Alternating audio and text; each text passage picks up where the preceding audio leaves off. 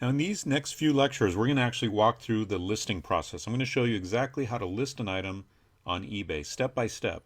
And I'm actually going to give you a few other insider tips and strategies as we go through this process. So here I am on the eBay homepage, which is ebay.com. What you want to do is go right here where it says sell and just click on that sell word right there. It says turn your stuff into cash. It's easy. You can either sell it yourself, which is what we're going to do, or you can have somebody sell it for you for a commission. So let's click on sell it myself. And here is where you're telling eBay what you're selling, because what eBay is going to do is it's going to find the different categories that that particular item has sold in. So let's type in Supreme 90-day workout, which is the workout DVD sets that I've talked about a little earlier in this course. And then we have the different categories that that might show up in. So for example, sporting goods, fitness, running and yoga, fitness DVDs. That's perfect, right? So we're going to select that one. I just want to look at the other ones here. Strength training, home gyms, resistance trainers, weight management, videos and DVDs, exercise and fitness programs, etc., etc.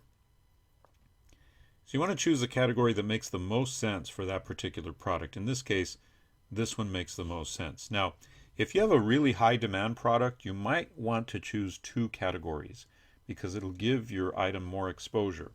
But I would, generally speaking, shy away from that because it gives you, it costs you more fees.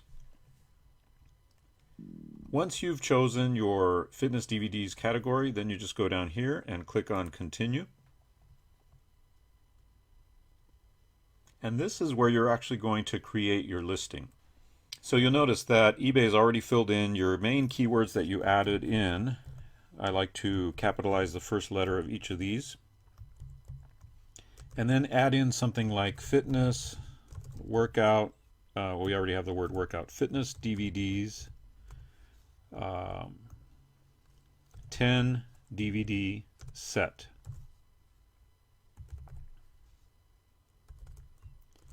Brand new. These are the sizzle words we're talking about. And I think that's good for now. You know, this is just an example of what you might do. Subtitle, generally speaking, you want to stay away from it. It's just another $1.50 that you really don't have to pay. The only time I might use a subtitle is if I need to have more words to describe the item or to sizzle the item. So your title, you want to use the most searched words that people might type in. Your subtitle is where you're really going to sell and sizzle the item. Now, cases that I might use a subtitle would be when I'm selling actual classic cars, you know, vehicles, and I want to give additional detail in the subtitle. So higher dollar items, rare items, or anything that really requires a little more oomph to it, a little more extra punch, that's where I might use a subtitle. But generally speaking, for most products, I don't use a subtitle. Then we've got condition. So this item is brand new. And be sure that you read the different condition descriptions here, because you've got brand new, you've got like new. Make sure that the condition of your item actually matches the condition you're choosing. It's very, very important. This is where you get to add photos. So let's go ahead and click there. And we get to select and add photos. I'm going to click on this one. And I'm going to add another photo here. And that's this one here. These photos will populate very quickly, and then you just click finish and it uploads the photos, and there they are. Now if for some reason you decide that you'd rather have this photo in first position, all you do is click it and drag it over, and that will normally change it. Let me see if I can change it here. Let's do it this way. It's not doing it here, but we'll be able to do this. Click that little arrow and that'll move it. Okay. Now you can put as many photos as you want. It says upload up to 12 photos that show your item in multiple views. The time when you want to use all 12 is when you have, again, a very rare or expensive or collectible item where people are going to want to see a lot more of the item. when I sell vehicles on eBay, classic muscle cars, I put up to 50 or 60 photos of the vehicle. Now I don't do it this way because this will only allow 12. I actually use HTML coding and I put it in the description itself. It's a whole nother ball game. Down below you can choose to add in the UPC code of that particular item if it's a brand new item. These are additional specifics that you can either use or not use. If you don't do anything, it'll just ignore them. You could, if you want, just remove. But if you don't do anything, like I said, it's not going to list it for you. So you can also add your own item specifics if you choose to. This is where your description is going to go. This is my description. And we've already given you some great tips on how to do that. If you want to increase the size of the text, you highlight the text and then go bigger. If you want to, let's say you want to change the color of the text, you highlight the text and you choose the color. Let's go with blue. If you want to bold print the text, you highlight it and click bold. If you want to italicize the text, you highlight it and click italics, etc., etc. You can also do a list, right? So let's say that you do this. You can go in bullet point order by highlighting that and clicking bullet points, or highlighting that and clicking numbers. You can also indent a paragraph if you want by clicking here and then go back.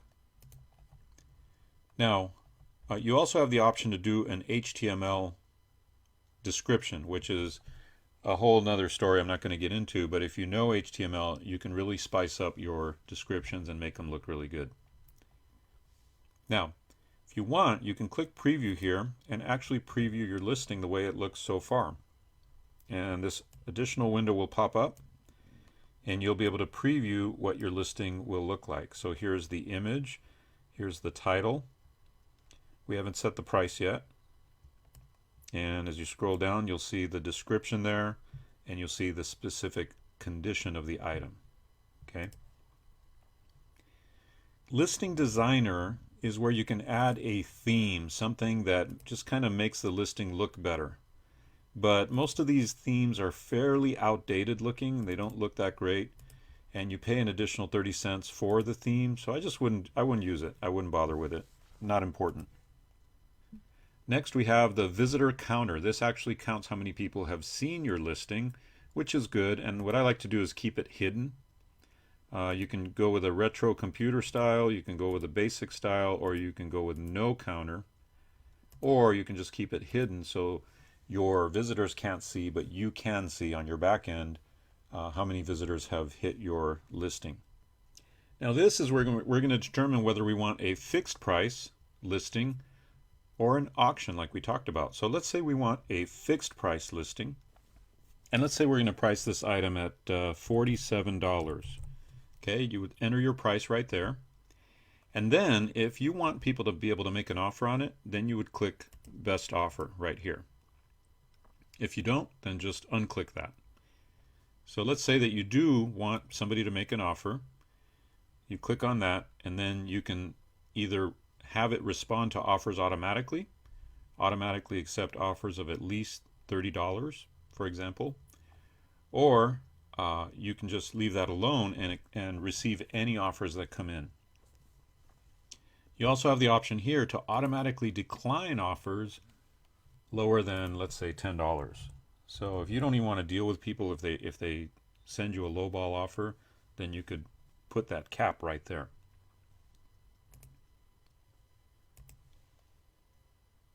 Here we have the quantity. How many items do you have? So let's say that I have 10 of these.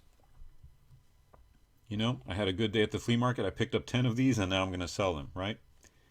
At 47 each. Now, the duration, and of course, if you only have one, you're going to just change that to a 1. The duration is the length of time for this listing. Now remember, this is a buy it now fixed price listing, right? In my experience with this particular product, it sells very quickly, so I might do a 3-day listing. You'll develop a sense over time as to how quickly something will sell and therefore how short of a listing you need to have. You could also choose good till canceled, which means eBay will just continue running the listing for even for months at a time, but they will charge you a good till canceled listing fee as well. But this is great for certain products where you've got a constant supply of them and you just create the listing once and it just keeps going and going and going and going, selling the stuff for you, which is awesome. Next, we have an opportunity to choose a private listing or not a private listing. If you choose private, it allows your buyers to remain anonymous to other eBay sellers, other eBay users. So in some cases, you might be selling an item that's kind of more personal, something that's a little more, people would rather keep it private. So in that case, you'd probably want to use a private listing. Otherwise, there's no real reason to use a private listing. Here you get to choose to start the listing immediately or schedule your start time. Now, I like to schedule my start times for Sunday evening between 6 and 9 p.m. Pacific time. That's if the item is a collectible item. Okay, if it's something like this, a workout DVD set, you can set it any time. But let's say that we want to do that. We want to pre-schedule the start time. Sunday, let's go with 6:30 p.m. 6:30 p.m. If you do this, then even though today's Friday, eBay will automatically upload your listing on Sunday at 6:30 p.m. Pacific Standard Time, which is a great time because on the East Coast that would be 9:30 p.m.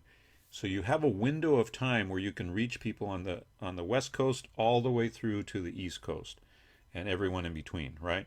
So that's a great window of time to list items that are particularly collectible because that's when a lot of people are home, that's when a lot of people are likely to be on their computer, and that's when a lot of people are likely to remember your listing, your auction, if it's an auction listing.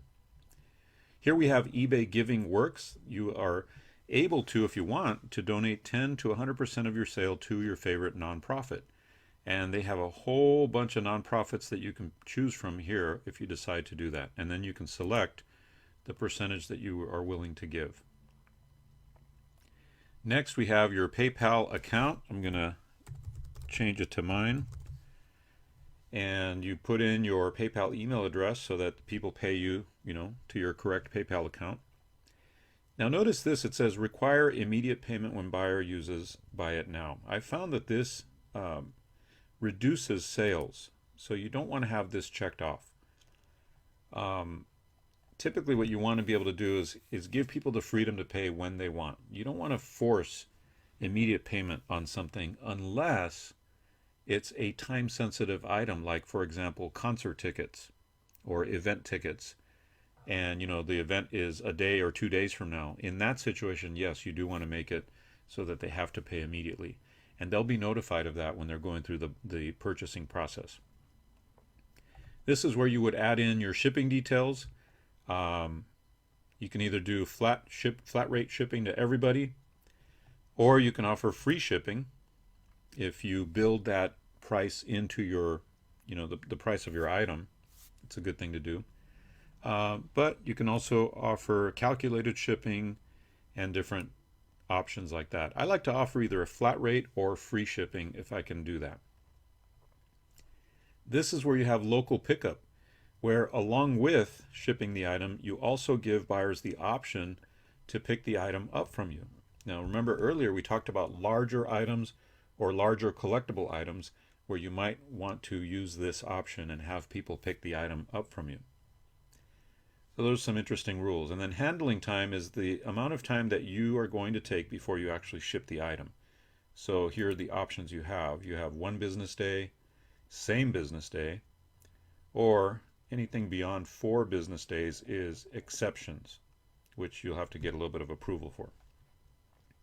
So we want to ship quickly, and of course we want to be within these 3 business days as a good handling time. Now you can choose if you want to use international shipping or not. If you do, The global shipping program is where you send your item to eBay's US shipping center, and then eBay takes it from there. They ship internationally for you. The benefit of this is eBay will help protect you if you put the international shipping in their hands. You can also choose not to use that and go with your own international shipping. So you can either use flat rate or calculated, just like with US. Down here is where you can specify which countries you will ship to. And then as you scroll down, you also have package details. This is only if you use calculated shipping. That's why I like to use flat rate shipping, because I don't have to get into all these details.